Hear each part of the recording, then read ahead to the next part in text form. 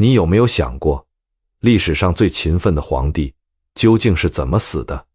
不是战死沙场，不是病榻缠绵，而是在一个诡异的深夜突然暴毙，连遗言都没来得及留下。更离奇的是，民间盛传他死的时候没有头。今晚要讲的故事比任何悬疑小说都精彩。主角是雍正皇帝，一个被误解了整整300年的男人。活着的时候被骂暴君，死了之后被编成无头鬼的传说。但真相呢？真相比传说更加残酷。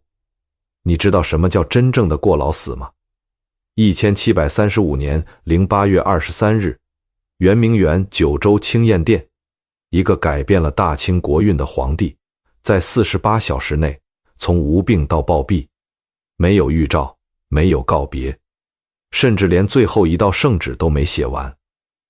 更诡异的是什么？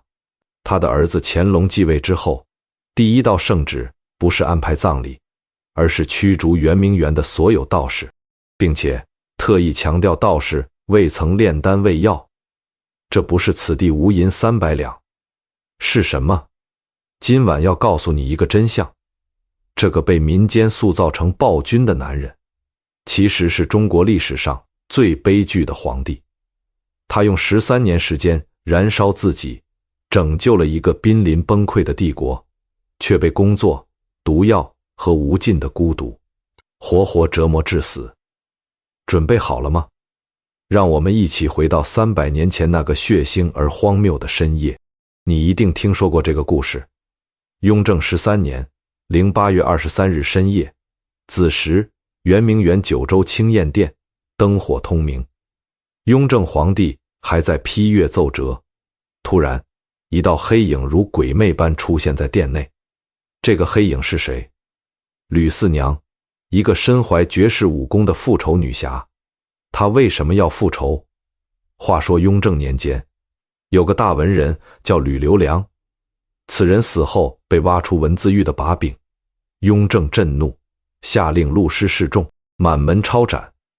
吕四娘是吕留良的孙女，侥幸逃脱，苦练10几年武功，只等这一天。刺杀的过程有多精彩？吕四娘避开了层层侍卫，如入无人之境。雍正发现时已经来不及了，一道寒光闪过，人头落地。吕四娘提着皇帝的脑袋飞檐走壁，消失在茫茫夜色之中。后续的发展更加离奇。第二天早上，侍卫发现了雍正的无头尸体。乾隆为了保住皇室颜面，下令工匠铸造了一个黄金脑袋，安在雍正身上下葬。从此，雍正成了中国历史上唯一顶着金头入土的皇帝。听起来很爽，是不是？这个故事有多受欢迎？300年来，从说书人到网络小说，从民间野史到影视剧，被反复改编演绎。为什么？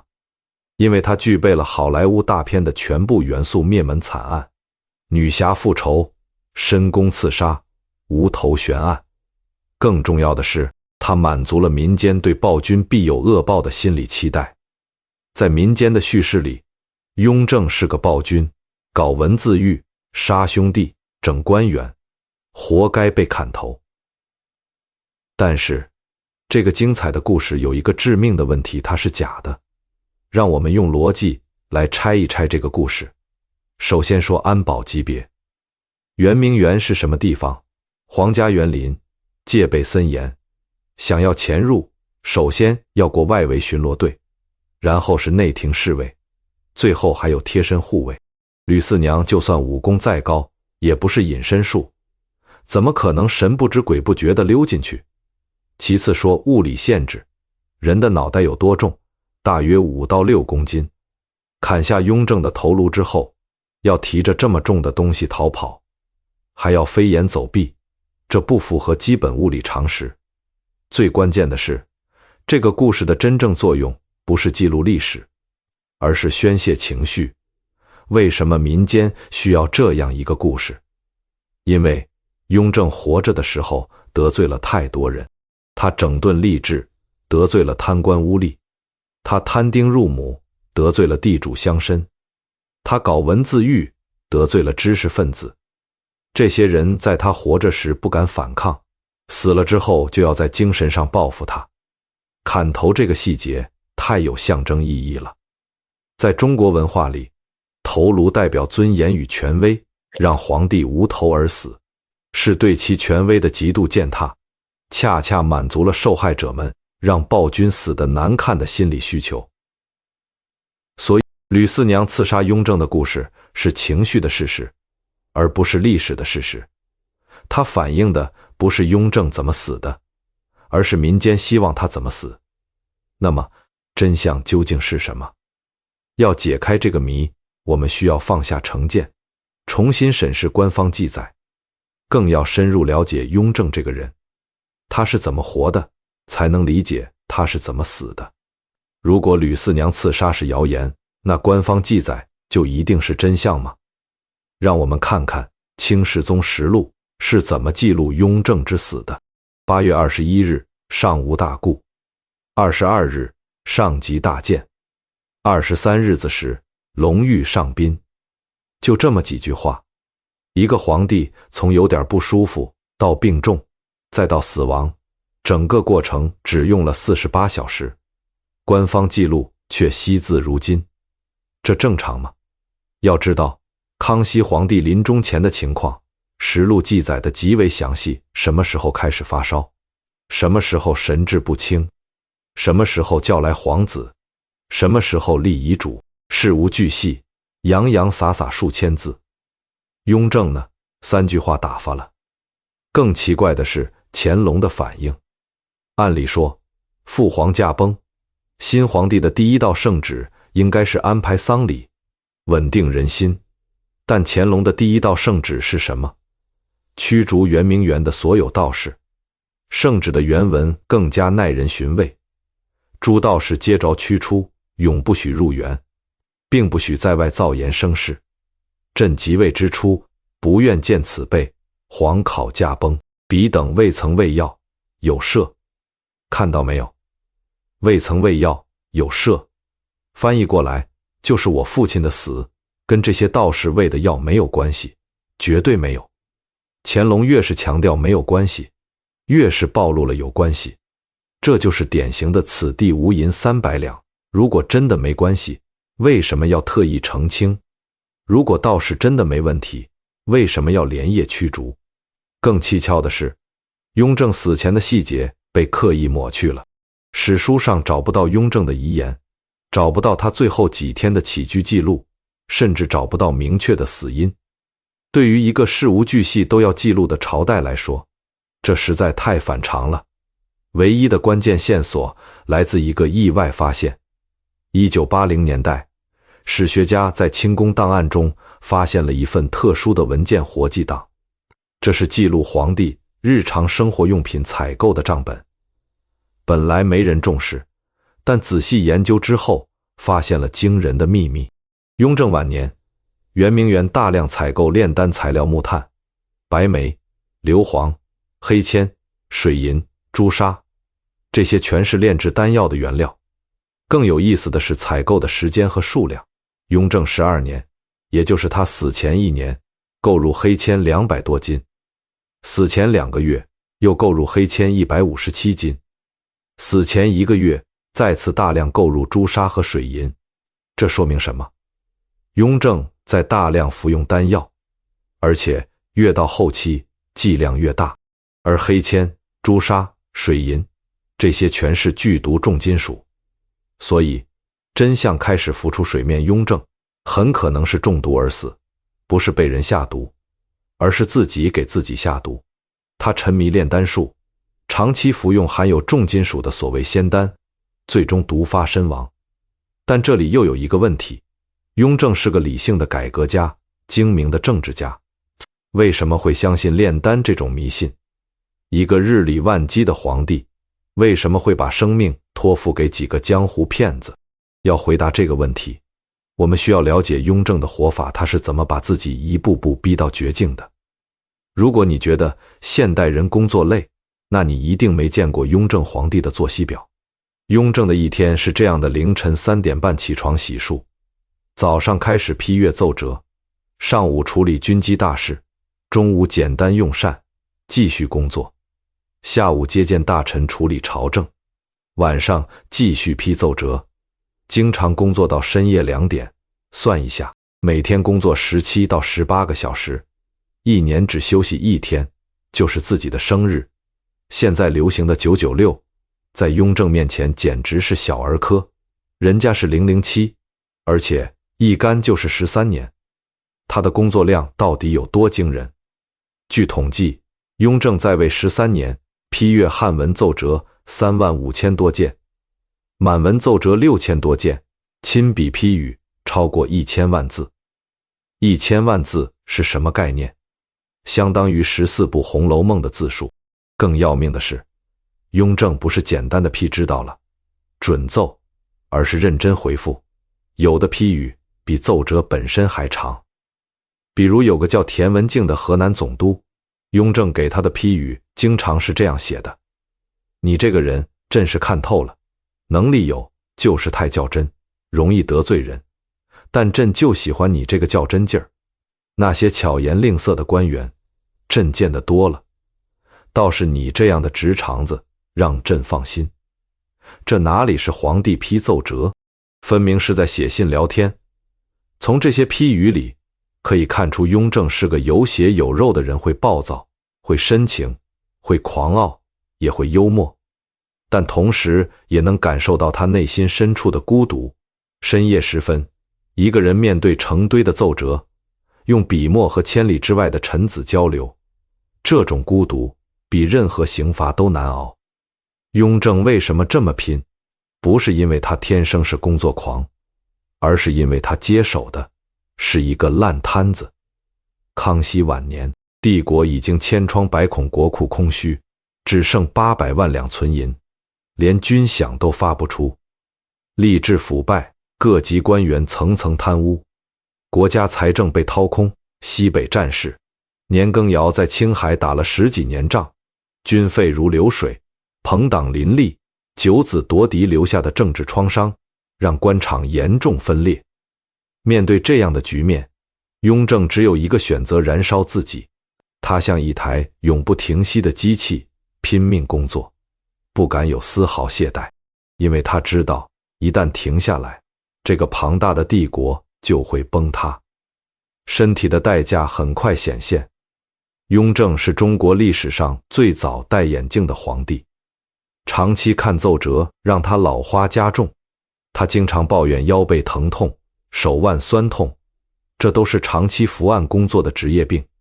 更严重的是心理损耗，高强度的工作摧毁了雍正的免疫系统，让他变得多疑、易怒、焦虑。他在批语中经常流露出疲惫，趁日夜操劳，无时获息。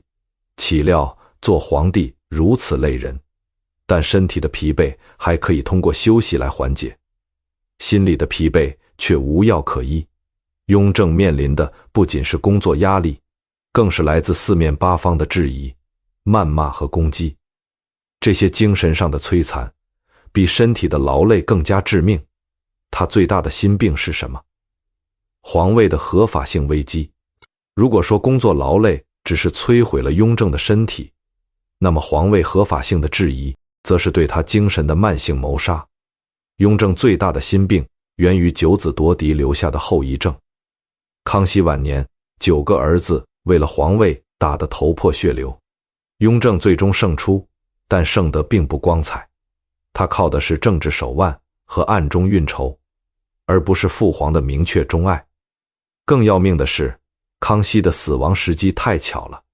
1722年12月20日，康熙在畅春园突然驾崩，当时只有雍正一个人在场，遗诏宣布传位给他，但其他皇子都不在现场，无法验证真伪。于是谣言四起。谣言一：篡改遗诏。民间流传说，康熙的遗诏本来是传位14子，被雍正改成了传位于4子。虽然这个说法漏洞百出，清朝遗诏是满汉蒙3种文字，不可能只改汉文，而且繁体的时与余字形根本不像，但民间情绪化的选择了相信。谣言二：弑父篡位。雍正在康熙的药里下毒，毒死了亲爹。虽然没有任何证据，但对雍正的忠孝形象是巨大打击。这些谣言有多伤人？对于自尊心极强、完美主义的雍正来说，简直是精神酷刑。他本来就因为得位过程的曲折而内心隐隐愧疚，现在全天下都在怀疑他、谩骂他，这种压力可想而知。雍正试图辩解，他下令编写了《大义觉迷录》，详细驳斥各种谣言。但这本书反而成了官方认证的八卦合集，原本很多人不知道的谣言，通过这本书传播得更广了。这就像今天的辟谣效应，越辟谣，谣言传播得越快。更残酷的是家庭关系的破碎。雍正的生母德妃明显偏心14阿哥，对雍正冷淡，兄弟之间更是剑拔弩张。8阿哥、9阿哥被雍正囚禁，改名为阿奇那、塞斯黑，意思是猪和狗。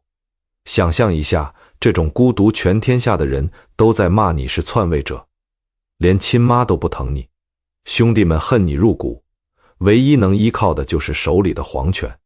但皇权越大，孤独越深。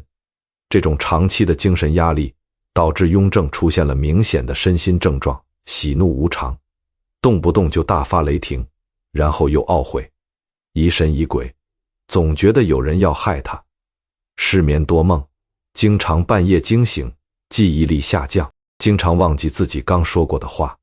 最要命的是，这些问题无法通过世俗手段解决。皇权、财富、权谋，雍正什么都有，但就是无法消除内心的恐惧和愧疚。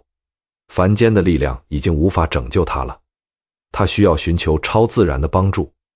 于是，雍正把希望寄托在了道教炼丹术上。那些江湖道士告诉他，皇上您服用我们的仙丹，不仅能长生不老，还能获得神仙一样的智慧和力量。对于一个被现实折磨得精疲力竭的皇帝来说，这种承诺太有诱惑力了。他渴望超越生死，渴望获得绝对的力量，渴望摆脱人世间所有的痛苦。炼丹术给了他这种虚假的希望，但他不知道的是，那些仙丹实际上是夺命的毒药。一个精明的政治家，一个理性的改革者，为什么会相信炼丹术这种江湖把戏？答案很简单，因为他已经被逼到了绝境。想象一下雍正晚年的处境，身体透支，精神崩溃，四面楚歌，孤立无援，凡间的一切手段都试过了，权力、财富、威吓，通通无效。民间的谣言还在传播，身体的疾病越来越重，工作的压力越来越大。这时候，如果有人告诉你，有一种神药能让你返老还童，精力充沛，还能获得神仙一样的智慧，你会不会心动？雍正心动了。活鸡党清楚地记录了雍正晚年对炼丹的沉迷。雍正10年开始，圆明园大量采购炼丹材料木炭，用于炼丹炉加热，白煤提高炉温，硫磺、黑铅、水银、朱砂，炼丹的主要原料，各种药材，人参、鹿茸、海狗肾，用来配制丸药。与此同时，雍正身边聚集了一批所谓的高人张太虚，号称能炼制长生不老药。王定干，专门给皇室炼丹的御用道士贾世芳，据说能治百病的神医。这些人有多会抓人痛点？雍正抱怨精力不济，他们就说，皇上您服用我们的金丹，保证精神100倍。雍正说记性变差，他们就说这是大补脑神丸，专治健忘。雍正担心身体虚弱，他们就说这是龙虎丹，能让皇上力大无穷。更狡猾的是，他们会利用雍正的政治需求，皇上您服用仙丹之后，不仅能长生不老，还能获得超凡的智慧，治国理政更加得心应手，到时候那些质疑皇上的人都会心悦诚服。这些话简直说到雍正心坎里了，他太需要这种超自然的力量来证明自己了。如果真的能通过仙丹获得神仙一样的能力，那所有的质疑都会烟消云散。于是雍正开始大量服用丹药，但这些仙丹的实质是什么？现代科学分析表明，那个时代的丹药主要成分包括水银。神经毒素会导致震颤、幻觉、性格改变；铅、重金属毒素会损害大脑和肾脏；硫磺、刺激性物质会导致皮肤溃烂、呼吸困难；朱砂、剧毒会导致中枢神经系统损伤。这些物质的组合就是一剂慢性毒药，初期服用时，重金属会刺激神经系统，产生虚假的亢奋感，精神异常兴奋，感觉力大无穷，似乎真的有了神仙般的能力。雍正误以为这是药效，甚至把仙丹送给信任的大臣。他曾经给军机大臣鄂尔泰送过延年益寿丹，在信中说：“此丹修合不易，朕日服一粒，精神甚佳，而可服之。”可怜的鄂尔泰收到圣药，根本不敢不吃，只能硬着头皮服用。好在他比较谨慎，每次只吃一点点，这才保住了性命。但雍正就没这么幸运了。随着服用时间的延长，重金属的毒性开始全面显现，情绪暴躁，动不动就大发雷霆，肌肉震颤，手脚不由自主地颤抖，幻听幻视，经常看到或听到不存在的东西，牙齿松动。这是重金属中毒的典型症状。记忆混乱，经常忘记刚说过的话，这些症状和史书记载的雍正晚年状态完全吻合。更要命的是，雍正陷入了一个恶性循环，身体越虚弱，就越依赖丹药，丹药的毒性越强，身体就越虚弱，就像现代的毒瘾一样，无法自拔。雍正死前的最后1个月，活记档记录了大量黑铅的运入，这说明什么？说明雍正已经感到了恐慌，加大了服药剂量，试图用更多的仙丹来对抗身体的虚弱，但这等于是在加速自杀。1735年08月，雍正的身体已经到了极限，长期的疲劳加上重金属中毒，他的心脏变得极其脆弱，只需要一个小小的诱因，就会导致灾难性的后果。那个诱因很快就来了。1735年08月21日，雍正像往常一样开始了一天的工作，但这一天他的状态明显不对。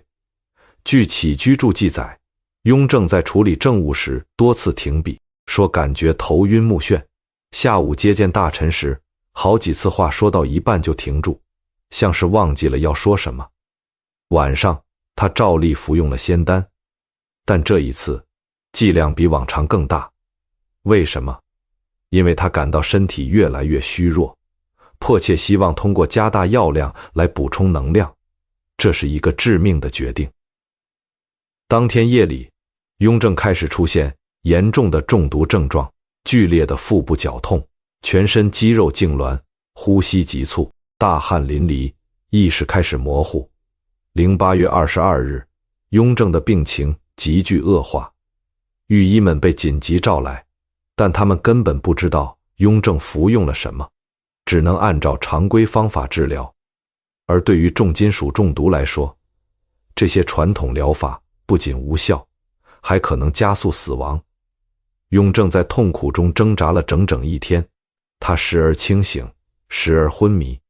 清醒的时候会喃喃自语，说一些别人听不懂的话。有人听到他在说朕还有很多事没做完，朕不能死。08月23日子时，雍正进入了弥留状态。这是一个58岁的疲惫老人最后的时光。他的心脏因为长期过度工作已经极其脆弱，现在又承受着重金属毒素的全面攻击，随时可能停止跳动。想象那个场景：圆明园九州清宴殿内，烛光摇曳，雍正躺在龙床上，呼吸越来越微弱。他的周围站着太医、太监、王爷，但没有一个人能救他。在那最后的时刻，雍正想起了什么？是13年来夜以继日的操劳，是那些永远批不完的奏折，是九子夺嫡时兄弟相残的痛苦，还是民间对他的谩骂和质疑？或许他想起了那些仙丹，那些被他视为救命稻草的神药，最终成了夺命的毒药。那些信誓旦旦说要帮他长生不老的道士，实际上是一群江湖骗子。讽刺的是，到死的那一刻，雍正可能都不知道自己是怎么死的。他以为是劳累，以为是天命，却不知道是自己亲手给自己下了毒。寅时3刻，雍正的心脏停止了跳动，没有刺客，没有政变，也没有什么惊天阴谋，只是一个被工作、欲望和毒素压垮的肉体在深夜悄然熄灭。这就是真相。中国历史上最勤奋的皇帝，死于过劳和中毒的双重打击。他用13年时间燃烧了自己，拯救了一个濒临崩溃的帝国，但最终被自己的执念和无知害死。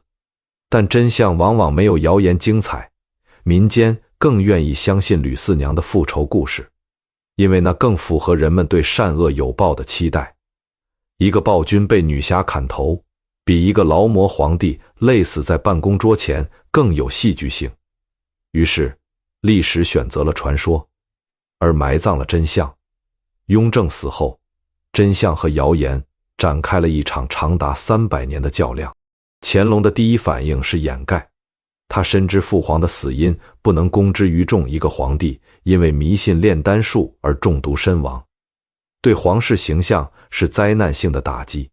所以乾隆做了这些事，立即驱逐圆明园的所有道士，并且永不许入园，销毁所有与炼丹有关的档案，封锁雍正死因的一切细节，对外宣称雍正是病逝，不许任何人追问细节。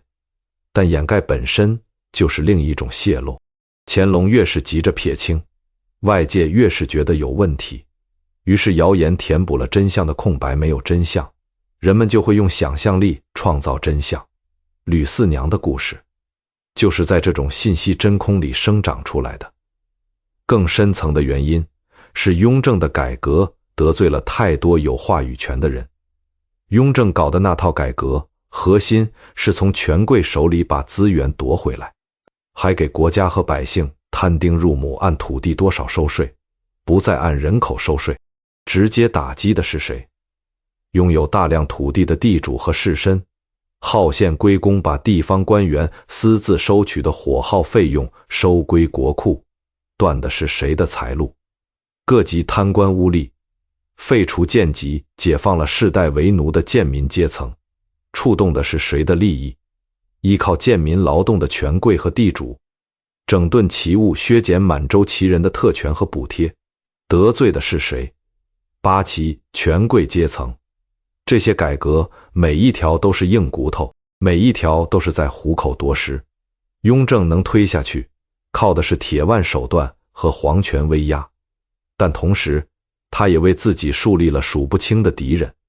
这些被他得罪的人，大多数有文化、有地位、有影响力，他们掌握着舆论工具。雍正活着的时候，他们敢怒不敢言；雍正死后，他们开始了全面的舆论反扑。文字狱的受害者把雍正塑造成文化暴君，被圈禁的皇室把他描述成冷血篡位者，被整肃的官员把他渲染成残酷的刽子手。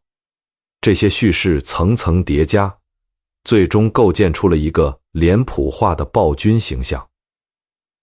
而吕四娘的故事，则是这个形象最精彩的注脚。暴君必有恶报，砍头正是天谴。但历史不是小说，不讲究因果报应，不追求戏剧冲突。真正的雍正是一个矛盾而复杂的人，他残酷，但他的残酷有对象，是贪官，是权贵，是阻碍改革的顽固势力。他多疑，但他的多疑有来源是九子夺嫡留下的创伤，是四面楚歌的政治处境。他孤独，但他的孤独有重量，是一个改革者在保守时代必然承受的代价。300年后，当我们重新审视雍正，应该看到什么？第一，他是一个真正的改革者。雍正执政13年，国库从800万两白银充实到5000万两，增长了6倍多。他摊丁入亩，让数千万底层百姓从人头税的枷锁中解放出来。他整顿吏治，让清朝的行政效率达到了巅峰。没有雍正打下的这个底子，就没有后来的乾隆盛世。但乾隆拿走了所有荣耀，雍正只留下了骂名。第二，他是一个悲剧的受害者，他是繁重工作的受害者。13年的透支让他英年早逝，58岁就已经是一个被掏空的躯壳。他是政治谣言的受害者，皇位合法性的质疑让他终生活在精神折磨之中。他是无知和迷信的受害者，在科学无法解释的时代，选择了炼丹这条不归路。第三，他的故事是一面镜子，谣言比真相更有传播力，因为谣言迎合情绪，而真相需要思考。一个人死后的历史评价，往往取决于他得罪了哪些人，而不是他究竟做了什么。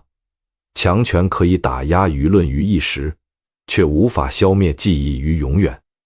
雍正用尽全力改变了一个帝国，却无力改变自己在历史上的形象，这是他最大的悲剧，也是他留给后人最深刻的启示。最后，回到那个开头的问题，历史上最勤奋的皇帝究竟是怎么死的？不是被刺客砍头，不是被政敌毒杀，也不是死于什么宫廷阴谋。他死于自己的手，是他选择了过度燃烧自己，是他选择了相信那些骗人的仙丹，是他用一生的执念亲手织就了那张困死自己的网。1735年08月23日凌晨，圆明园九州清晏殿的烛光熄灭了，一个被误解了300年的男人在深夜悄然离开。没有人知道真相，没有人给他一个公正的评价。直到今天，